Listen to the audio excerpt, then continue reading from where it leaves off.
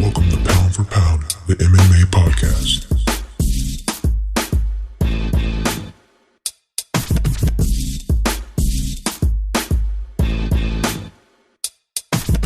And now, coming to the mic, your host, Jalen Walker.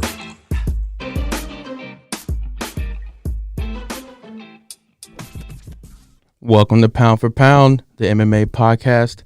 I'm your host, Jalen Walker. We have a lot to unpack today, as always. We're going to talk about that impressive victory from Uriah Hall against the legend Anderson Silva. Breaking news from yesterday, Darren Till is out against Jack Hermansson for the December 5th main event, but Kevin Holland will be stepping in to take the fight. Also, Robert Whittaker is very unhappy with the UFC for them not giving him a rematch against Adesanya. As we all know, Adesanya is lined up to fight Jan for the light heavyweight title with the date and location still undetermined. And we can't forget the return of Dana White's Contender series. We had some crazy knockouts, some crazy fights with one of the fighters joining us today. But great fight card tonight. Light heavyweights, Santos versus Glover Teixeira. We'll break it all down and much more. But first, support for Pound MMA podcast comes from Manscaped, who is the best in men's below-the-belt grooming. Manscaped offers precision-engineered tools for your family jewels. Manscaped is on a mission to change the way you approach caring for your balls, and great news, they just released their products in the UK, Canada, and Australia. Have you ever nicked yourself by trimming your family jewels like me? It sucks. It's not pleasant, and it bothers you all day and night. Razors, no. Regular clippers, no. None of it works, and it's just a hassle to keep up with. The Lawnmower 3.0 trimmer offers a replaceable ceramic blade with advanced skin-safe technology, which helps reduce grooming accidents. Their new Weed Whacker ear and nose hair trimmer uses the same skin-safe technology when you're trimming those delicate nose hairs of yours. The Crop Care Kit includes the Crop Preserver Ball Deodorant. Everyone knows pumpkin spice lattes and ball deodorant go hand in hand. Crop Cleanser Body Wash, a full body wash that you can also use with your hair. Crop Mop Ball Wipes. You never know when the opportunity strikes, so you should always be prepared. Plus, you don't want to stink when you sit around the Thanksgiving table. Also, the Manscaped Redefined Cologne is a cost-effective way to smell clean and fresh for your date. The Crop Cleanser Hair and Body Wash was designed with aloe vera and sea salt to leave your skin clean, fresh, moisturized, and reinvigorated. These formulations are all vegan, cruelty-free, dye-free, sulfate-free, so you know your manhood is in good hands. Get 20% off plus free shipping with code POUND4POUND at manscaped.com. That is 20% off plus free shipping with code POUND4POUND at manscaped.com. Make your balls a priority this fall. Thank you, Manscaped. We have a packed show today. But first, I want to introduce my guest. My guest on the show today had an impressive TKO victory this past Wednesday night on Dana White's Contender series, where he secured a UFC contract. I like to introduce to the podcast, Jared the Mountain Vanderaa. Hey, how's it going, man? What's up, everyone? Thanks for coming on the show, man. First off, congrats on earning a UFC contract with an impressive TKO victory this past Wednesday. We'll get to that soon. But, man, you opened up with a bang with the return of the Contender series. That was awesome. Yeah, the bang was mainly on my face for the first couple. Not the way I wanted to start that fight out, but, you know, it happened. I was expecting a chess match with Oscar, and I got forced to play in checkers. But, I had no problem jumping in. This is kind of like maybe a potentially once-in-a-lifetime opportunity. When, like, hey, we got a new opponent for you. I'm like, well, fuck it. We got a new opponent. Nice. Yeah, because you were supposed to fight on September 22nd. Wasn't that originally the Contender series? I can't remember who you were supposed to fight. But that was, but then they didn't have that event, and then they went to Abu Dhabi, and now everything's coming back. Yeah, my opponent didn't change. It was Oscar Cota. Yeah. And then it was him when they moved it to November. And 4 days before it was Oscar had to pull out because he was tested positive with COVID. Okay. I see. All right. So you're currently training out of Hall of Famer Dan Henderson's Athletic Fitness Center in California. What's it like training at the Hall of Famer's gym? I feel like it's like training at any other gym. You got people that are there to work hard to get, to point A to point B in their careers. I feel that.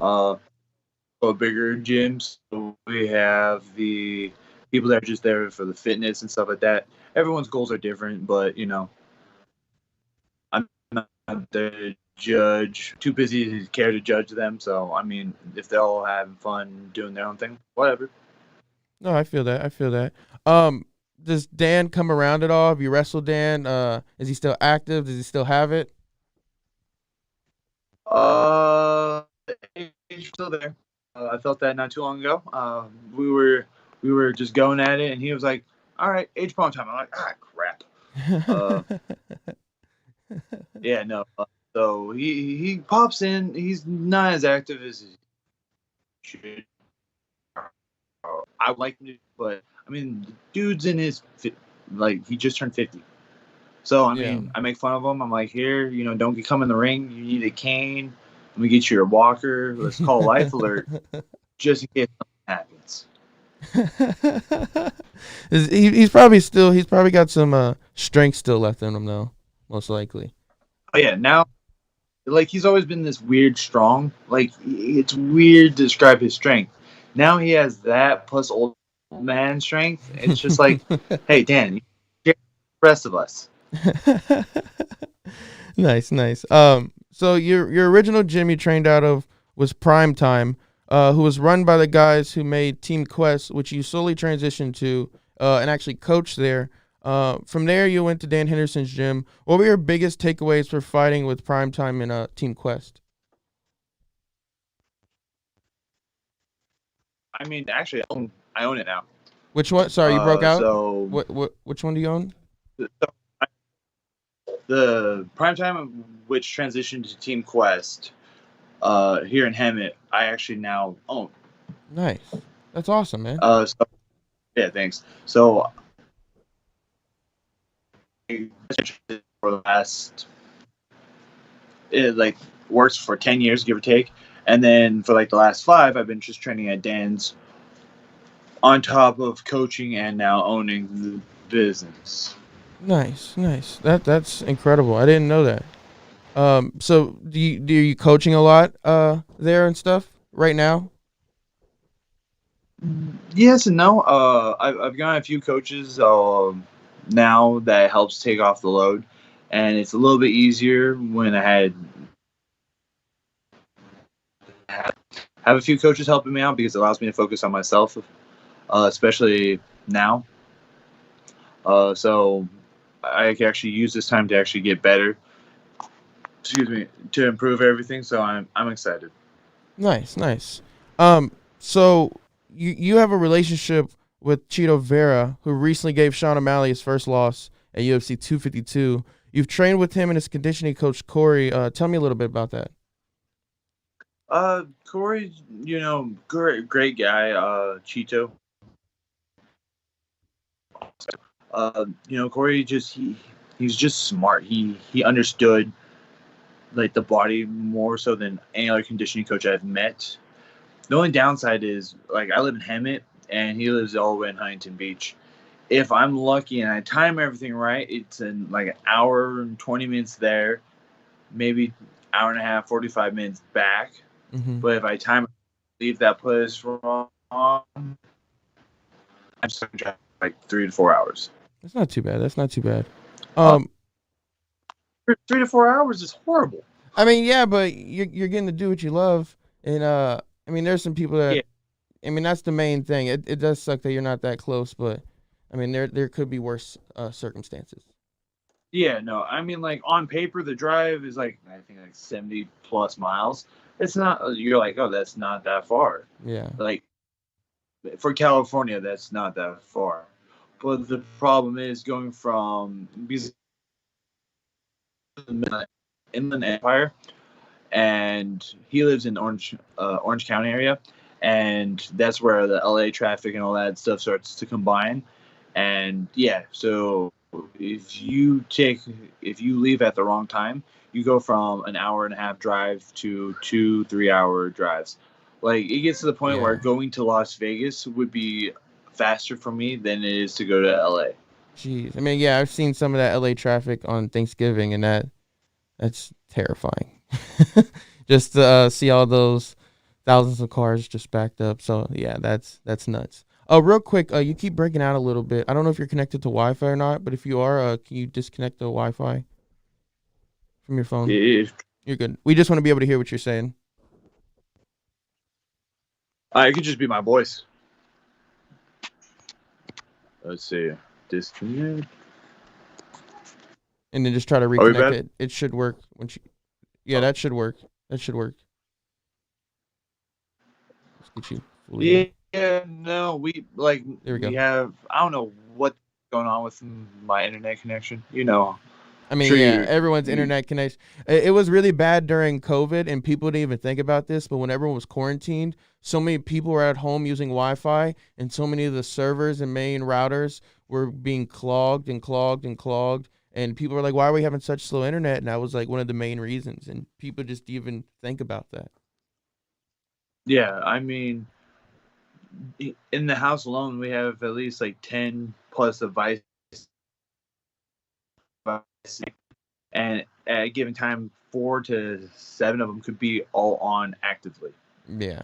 So I mean, that just kills the modem. It's like, so yeah, like I'm no tech in this, but I mean, I feel like some level of common sense that plays a factor into it.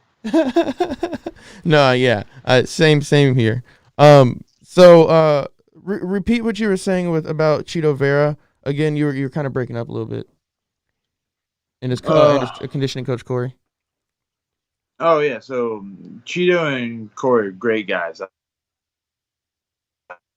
Especially Corey, I love his brain. That dude he understood the human body and like certain things that we'll be doing in the sport.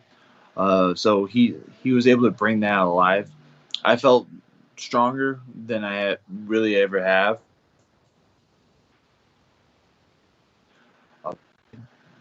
Turned me on for a loop. It's just for me, the drive out there was just so long, and it was hard for me to continue doing so, that I just kind of stayed where I was. But I have nothing but mad respect for the guy. Corey, I think, is one of the best in the business.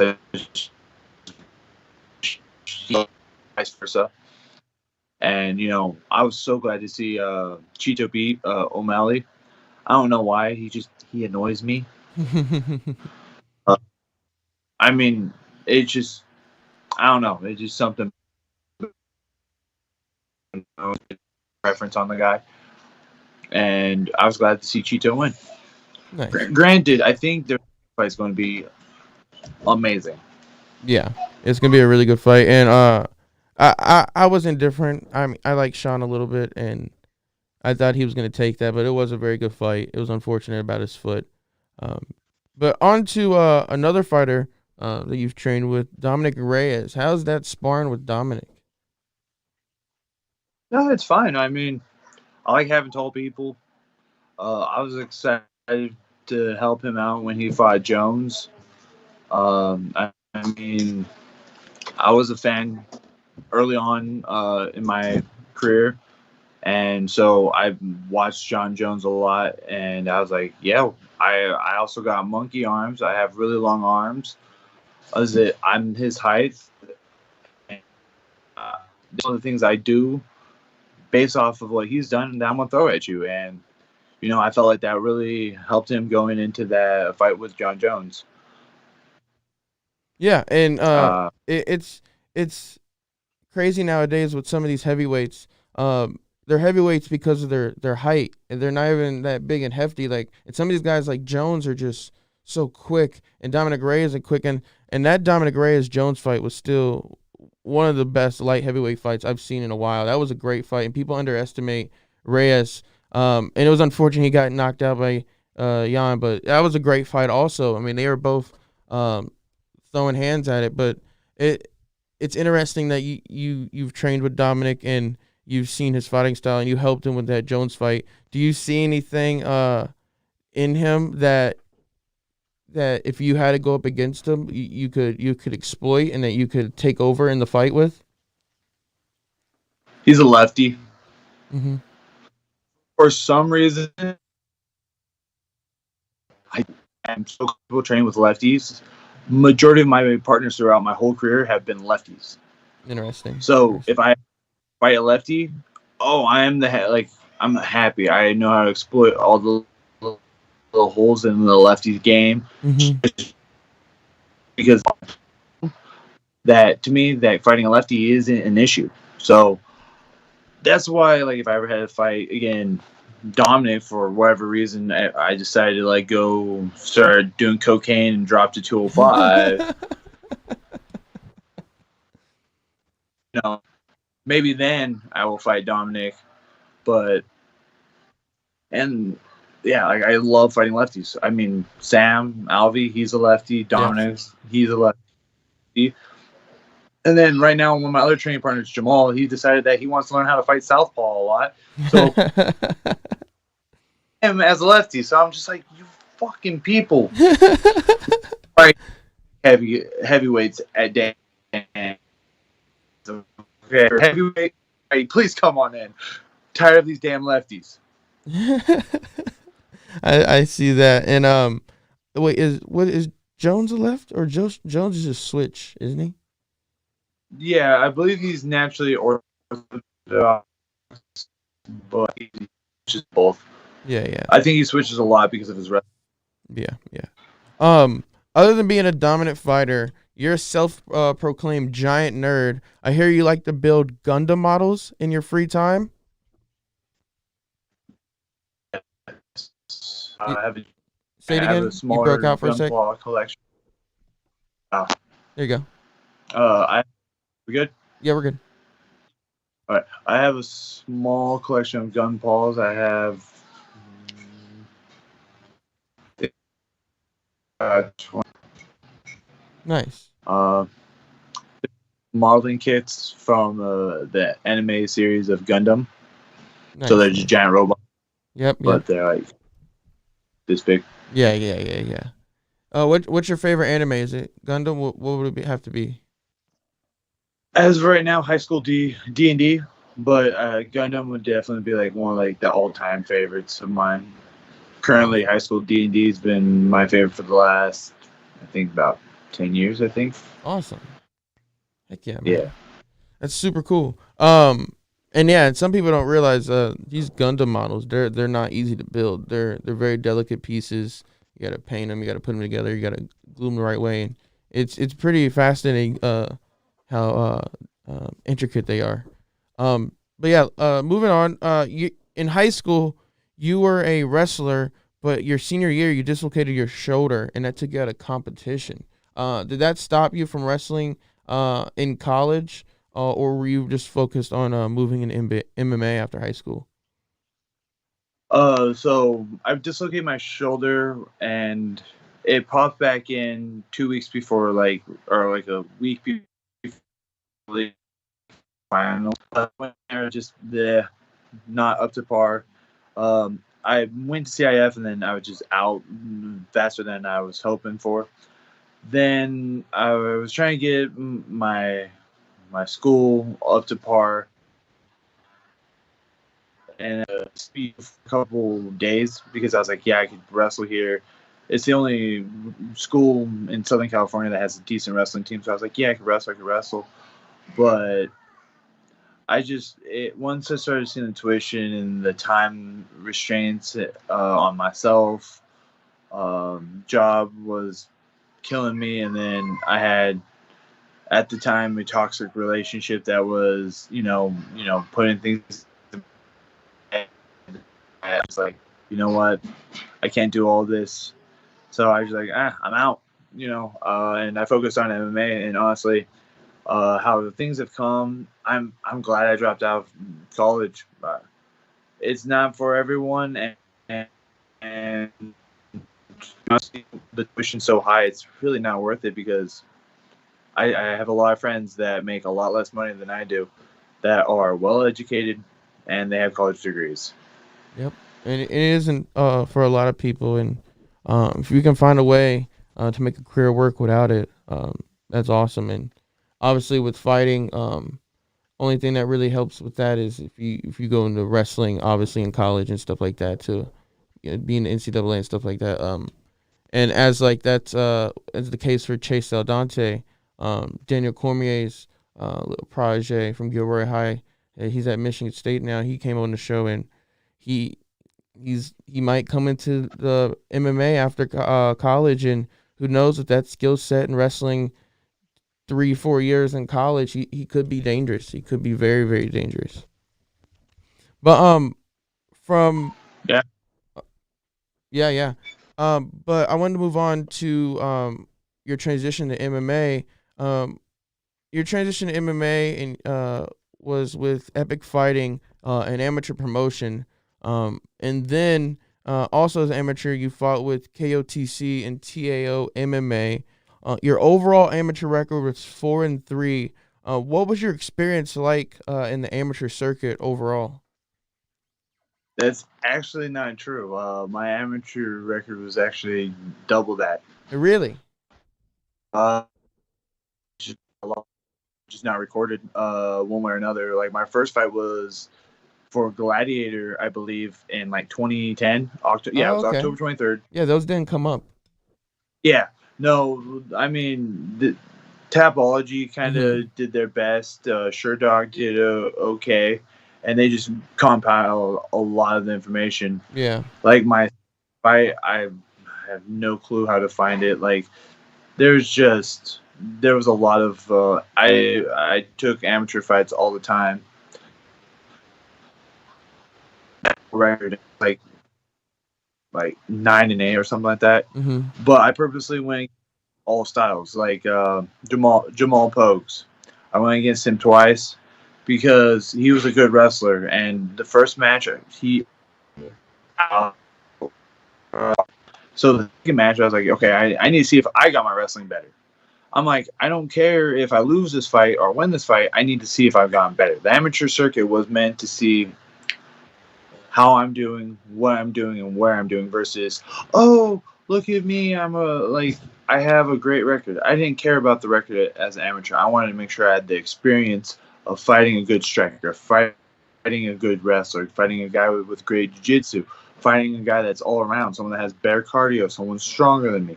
I wanted to make sure when I went to the pro circuit, I've already seen everything that you could throw at me. So I tell my students now, it's like, fight a lot, like as an amateur, like kind of take some of that boxing-esque mindset and just go through people. Because, you lose, you win, you're going to gain knowledge one way or another and just build. Yeah, exactly. Yeah, sorry that I didn't have all your fights there. That's also what was don't worry. So what was your overall amateur record? I think it was like 9-8 or something like that. So yeah, that's a lot more fights than are recorded. And then I was 4-1 in Muay Thai. Oh, nice. Heck yeah, man. Yeah, no.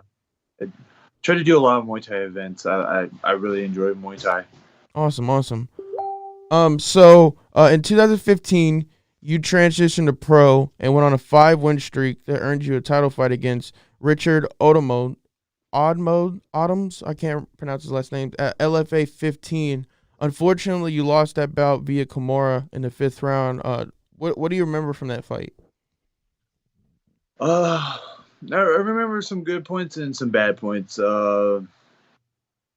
And like going in, I felt like my stand-up was crisp. Was his stand-up. So we were like stand up. That we kind of actually neglected the clinch work and the ground work. Now, I was very confident in my ground, but we kind of avoided the clinch and I realized, like, hey, He comes from a wrestling school. Let's work on our clinch. Well, when we got in there, I think that he might have felt like my striking might have been better than his. Mm-hmm. From the get go, I remember checking, kick, boom. He was like, oh, crap. And I popped him with came close popping with an up elbow, and he didn't rush in. So he got me. We worked our way to the fence, and he held me there, and I held him there. We attacked the body, blah blah blah. It wasn't really exciting because most people like to just see the stand and bang aspect of heavyweights, Mm-hmm. but we fought a lot on the fence, and it was the fourth round. I was like, all right, boom. I had really good positions. I had a few attempts in there, and then we go into our fifth round, and I was like, all right, we're both tired of this. All right, like we most likely go to decision. So I'm just like, you know what? If I relax a little bit in this fifth round, let's just get him to the fence. Let's put him there and hold him there. Actively do something. Still win on the cards, but don't necessarily kill myself. And then halfway through this, you pick his ass up and slam him. I'm like, yeah, I'm about to go. Oh shit, Kimura! Ah! And I was ready for the first 3, maybe 4 rounds. Round 5, I'm like, nah, he's not gonna go for it. Oh, how wrong I was. And he just finished it. Yeah, because it was a late round submission, which is the thing. Because that was in the 5th round, correct? Yeah, in the 5th round. Yep. Interesting, man. Interesting. Yeah, I believe it was just a Hail Mary attempt that it worked for him, and I don't begrudge him a bit. It was definitely to have, because it definitely opened my eyes to a lot more flaws that I had. Excuse me. Planning for fights and stuff. That fight out of all of them, really,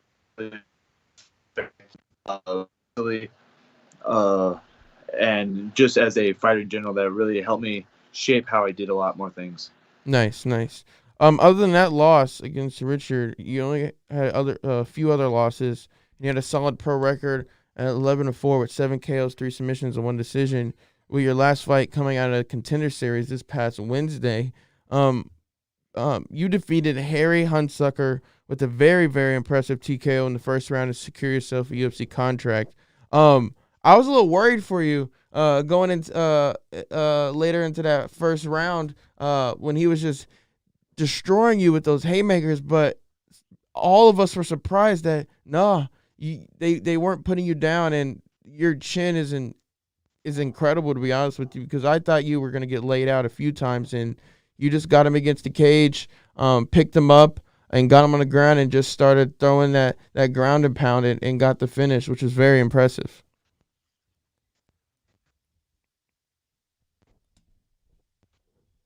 We had a lot of change, but one thing that we watched was he blitzes. So I didn't really get a chance to really work hard blitz defense because my other opponent wasn't a blitzer. He was a very methodical, good style boxer.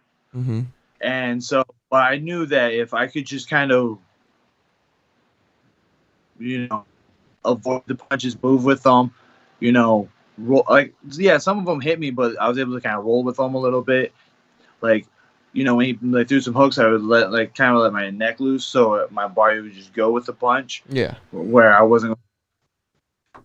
All right, cool. And then I know Bisping was like, "Yo, he's getting cocky. His hands are down." I'm like, "No, he tired. And I was, this is what I need." I was just like I did respect his power.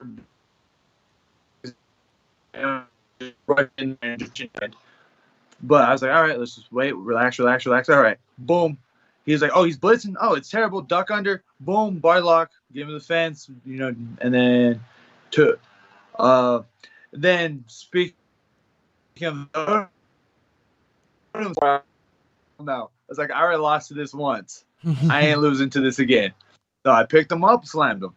Nice. Then, yeah, I opened up and I saw that he really wasn't defending so much. And I started throwing in some shots. And then eventually I heard Jason's like, hey, fighter, get back up. I'm like, no, he's not. I'm going to beat this. Bah, bah, bah. And then he kind of just flattened out. I was like, oh. I was like, yay. Yeah, it was a quick turnaround once you started getting in there and getting him against the fence and just pretty much grown man strength, picked him up and dropped him. Yeah, it was really incredible. Were you nervous that you did enough to get that UFC contract after watching the other fights? There were some crazy knockouts that night, especially Baha Mondes, that leg kick. Was anything going through your mind like, man, I just don't think I did enough? Yeah, I was like, I should have team kicked some of this guy in the face. So bah! What was it? You know what? I blame Anderson Silva for retiring because everyone watched that video of him team kicking Vanderaa, and sure enough, Anderson. Now I was like, if I don't get in the UFC, I'm blaming Anderson Silva. That's hilarious. Yeah, that was a very Anderson Silva type kick. It was very well executed too. Very well executed. Are you ready to get back in the octagon immediately for your UFC debut, or do you want to take some time to refresh? Oh no, I already have my fight scheduled for December 12th. Oh, really? Jeez, that's awesome. Who are you fighting? Yeah. Sergey Spivak. Nice, dude. That's a quick turnaround. Who else? What night is that again?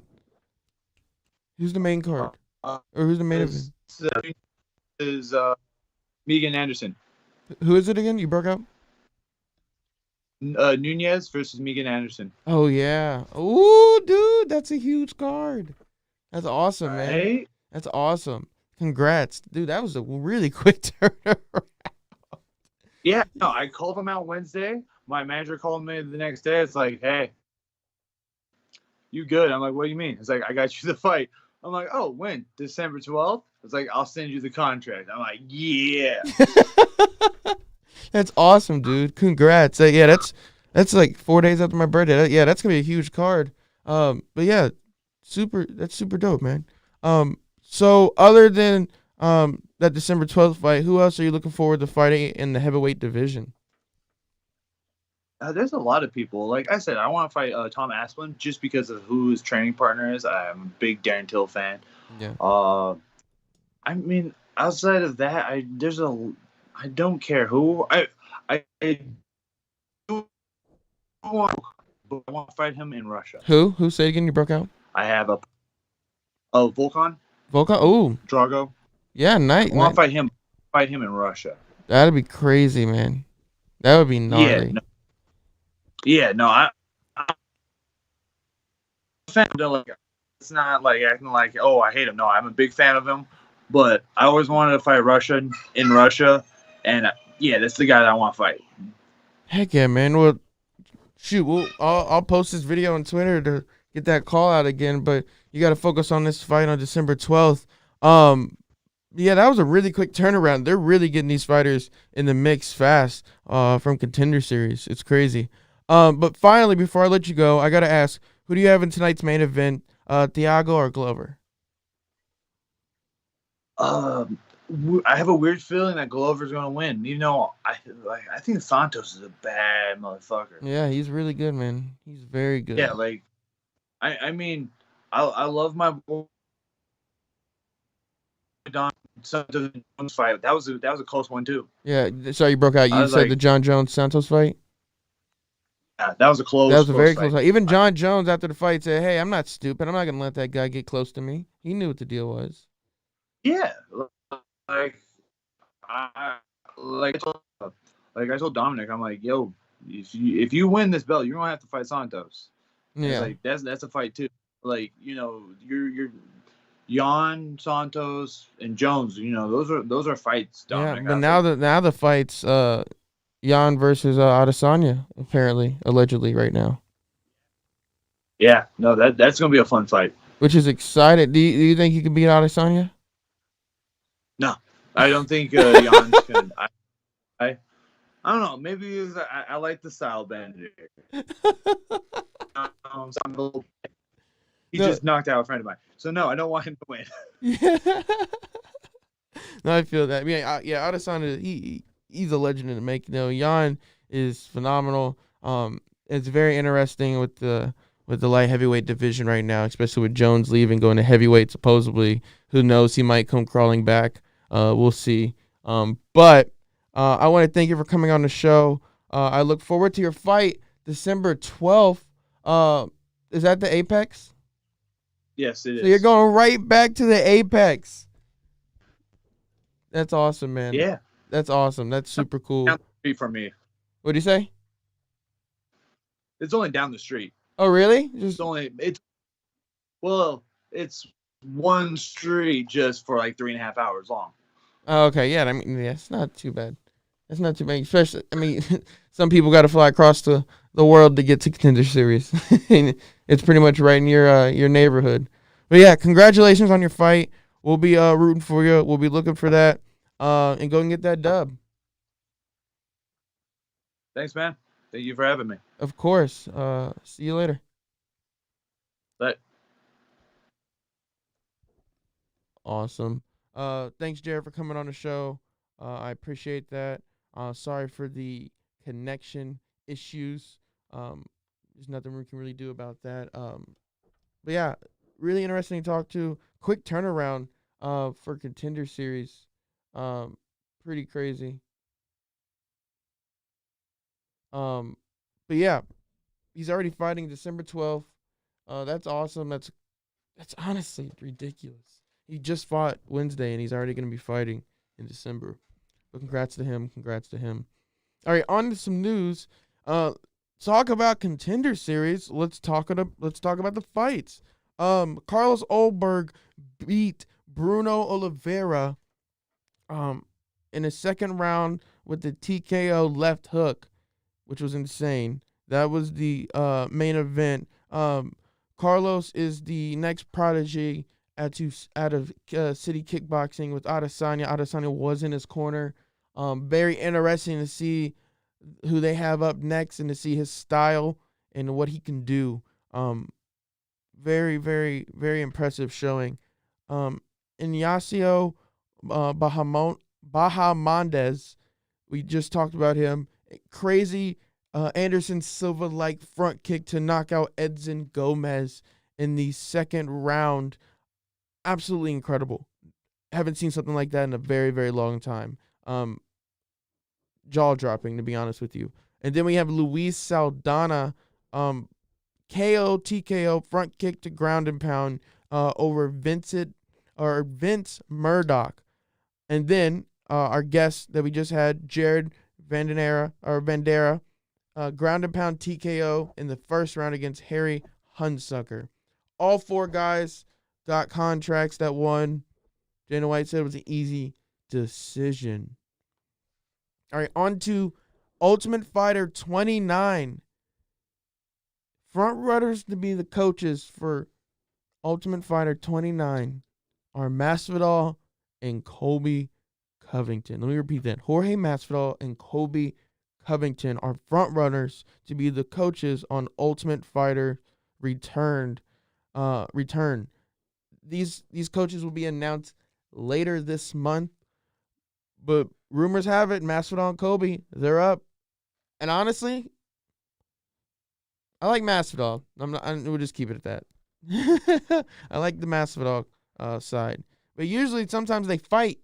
The coaches will have a fight after the event, so we'll see what happens. We will see what happens.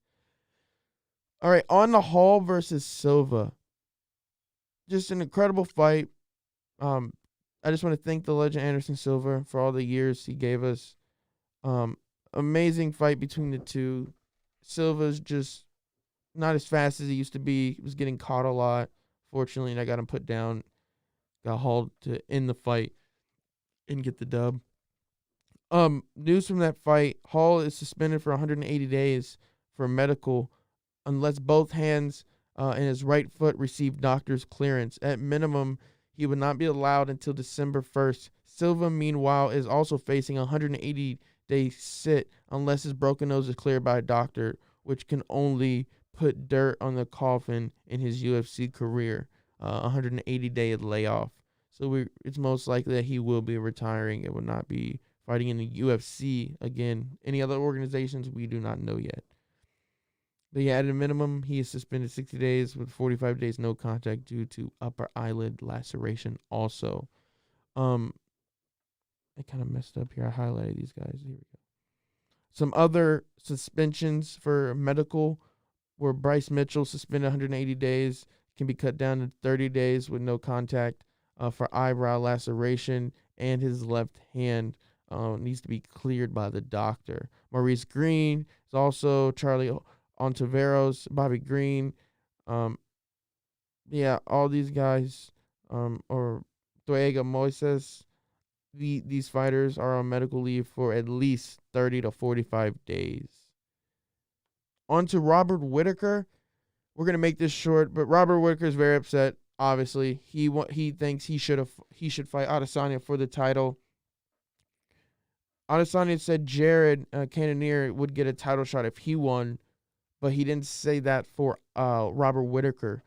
The talk now is that Robert Whittaker is very upset with the UFC and Dana White. He said this was his fight. You guys are stealing it from him. But the problem is Adesanya will not be in the middleweight right now, as he will most likely be training for his light heavyweight debut, which will also be a title shot against Jan Blachowicz. So, interesting. I don't think UFC really cares about what Robert is saying right now. They're more focused on Adesanya and his big fight coming up. We'll see. I think Whittaker versus Paulo Costa will be a good fight. Robert Whittaker says he doesn't want that fight, but it's not really what he wants, but what he's going to get. So most likely it will be Robert Whittaker versus Paulo Costa here in the near future, followed by that crazy Izzy Adesanya fight versus Jan that is still unannounced with no location. The original fight rumor was supposed to be Jones, but they went away for Adesanya versus Jones for a crowd because they're saying that's going to be the biggest fight in UFC history, which it would be. There's no argument towards that at all. And finally, for some reason today, we don't know if the UFC's website was hacked. We don't know if it's a glitch, but for some reason, the notorious MMA, Conor McGregor, is ranked number 1 in the UFC pound-for-pound rankings, which was recently given to Khabib, who took over for John Jones. But no one knows why. There's nothing really said about it. But Conor McGregor on the website is the number 1 ranked pound-for-pound fighter, and no one knows what's going on. So we'll see. It's kind of awkward. Conor hasn't said anything about it. I hope it's just a glitch and they're going to get it fixed here eventually. All right, on to the fight card for tonight. Interesting fight card tonight. Big main card. Co-main's good. All 5 fights will most likely be entertaining. First fight's Claudia Gadelha versus Jan. I'm going to botch this last name. Please forgive me.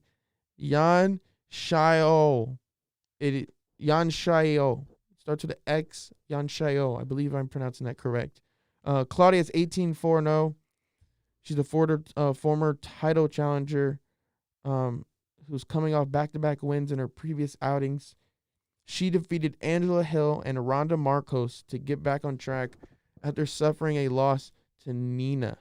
Although her activity has declined over the last few years, she's right in the ranks to face a dangerous rising contender. She has a bullish tendency that is virtually unmatched amongst other fighters in her weight class. She's adept in both takedowns as well as keeping the fight on the feet. She will have to be on her toes when facing Jan, who's a well-rounded threat that will look to take her place. Yan is 12-1. She has all of the makings to make a star and has displayed the skills under the bright lights. The Chinese fighter has remained undefeated in her last 11 fights as a professional. Not to mention, 5 of those wins have come inside the octagon. Yan is fresh off a pair of decision wins over veteran fighters in Carolina Kowalkiewicz and Angela Hill. Excuse me. Yan prefers to fight at a range and utilizes a style that has given Claudia problems in the past. Although the strength and advantage might marginally lie with Claudia, Yan has the speed to counter any disadvantage she might encounter. And speaking of counters, Yan is well equipped to dish out punishment whilst being on her back foot. It's going to be a crazy fight. Really don't know what's going to happen. We'll give our prediction here in a minute. But yeah, this could shape up for a wonderful bout. Next on the card is Ian Heinisch versus Brendan Allen. Ian the Hurricane is 14-3. The Hurricane is currently ranked the 15th best fighter in the middleweight division. He's coming off a TKO victory against Gerald Meerschaert back in June. As we know, Gerald Meerschaert also just got knocked out in 17 seconds against Khamzat Chimaev. So just saying that again. Still crazy and still unbelievable. He has 5 wins by knockout, 2 by submission, and 7 by decision. Ian the Hurricane has 6 first-round finishes. He has a solid wrestling background and has proven tremendously difficult to hold down, which aided him greatly against jiu-jitsu players. He struggled more with opponents who often strike with him, though in recent knockouts, wins suggest some growth in that realm. His opponent is Brendan Allen, who's 15-3. Allen is currently on a 7-fight winning streak heading into this matchup. Although he's not ranked yet, he's making an excellent case to slip in at any moment. He has 5 wins by knockout, 8 by submission, and 2 by decision. Looking at his first-round finishes, he has a total of 8. Not bad. Allen is an ultra.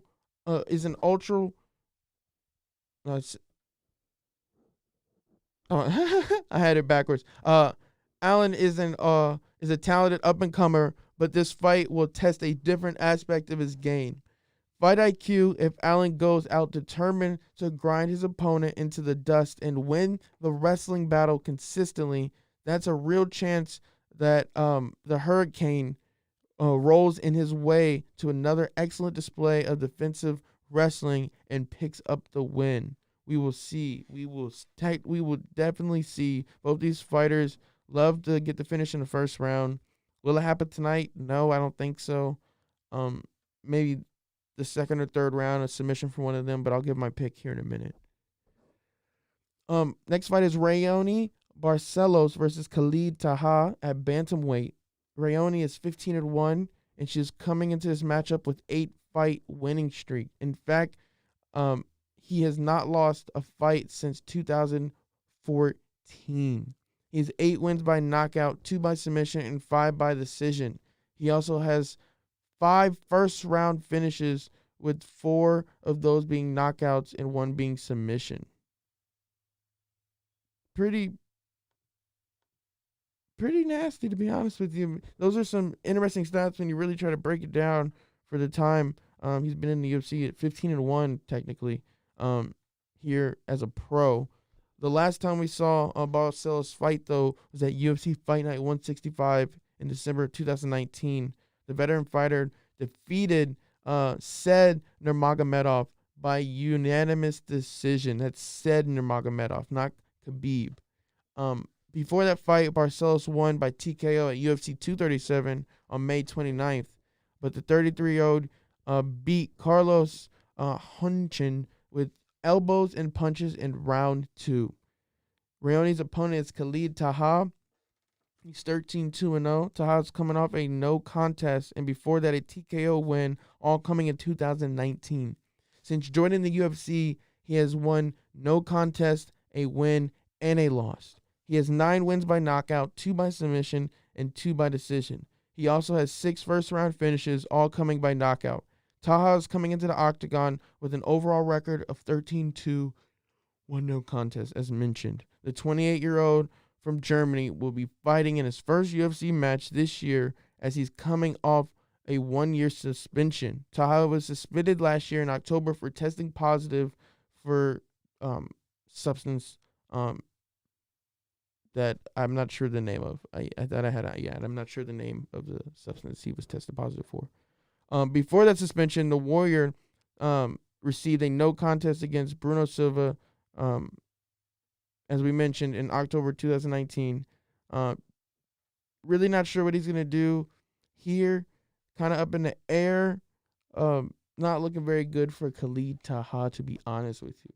All right, now the co-main event, Andre Arlovsky versus Tanner Boser at heavyweight. Andre is 29-19 and 2 no contests. Arlovsky is coming off a decision win back in May against Philippe Lins. That was much needed victory after going 2-4 in a no contest in his last 7 fights. He has 17 wins by knockout, 3 by submission, and 9 by decision. He also has 13 first-round finishes, all by knockout. Since he rejoined the UFC, Arlovsky has really only lost to ranked opposition or via split decision. He's won 2 of his last 3, a single judge away from 3 or 4, and Arlovsky seems firmly committed to his role of an active gatekeeper in the UFC.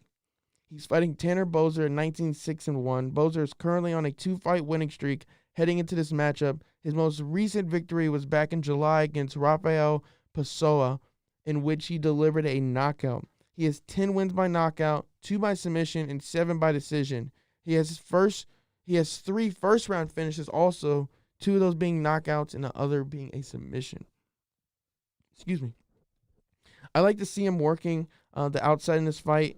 I want him to convince Arlovsky to come to him. I want him to fire a lot of range kicks and take angles with punches rather than aim to kill him.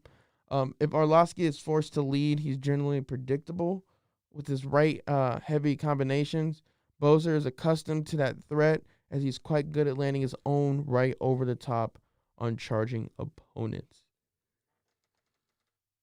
And now, the main event, Thiago Santos versus Glover Teixeira at light heavyweight. The door swings both ways for Thiago and Glover. They're both Brazilian rivals. They both have already gone 5 rounds against the former champion, John Jones. Who will come out victorious? Will it be enough for a title shot, or will Adesanya be the next challenger for the light heavyweight title? So technically, this fight should have decided the next challenger for the light heavyweight title. But since Adesanya is stepping in, this will be the number 1 contender fight, most likely, or whatever they want to call it. Excuse me. But Thiago Santos is 21-7-0. He's currently ranked the number 1 fighter in the light heavyweight division.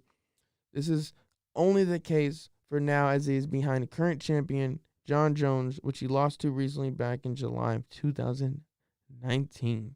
But Jones is not in the light heavyweight division right now, technically. Thiago has 15 wins by knockout, 1 by submission, 5 by decision, and out of his wins, he has 8 first-round finishes, all coming by knockout. Santos is 36 years old, turning 37 in January, but he hasn't fallen off at all. His body hasn't diminished in any way. It's gotten more solid, if anything, considering he used to fight at 170 pounds, my apologies, and 185 pounds, 205 pounds is the perfect division for him. Santos has great Muay Thai, which he has a black belt in, and he has some decent spinning wheel kicks, other unusual techniques as well. He also has a black belt in Brazilian Jiu-Jitsu, though we will never see it from him. Sorry, we've never really seen him on the ground to use it. Santos has to keep the fight on his feet and find a way to land that one devastating strike. Santos stands 6'2", with a 76-inch reach, as also does Glover. That stands at 6'2", with the same reach at 76 inches. Glover Teixeira is 31-7-0. He's coming to this fight ranking the 3rd best in the lightweight heavyweight division. or the light heavyweight division, sorry. He is on a current 4-fight winning streak with a recent TKO back in May. He has 18 wins by knockout, 8 by submission, 5 by decision. And looking at his first round finishes, he has 19 total with a combination of knockouts and submissions.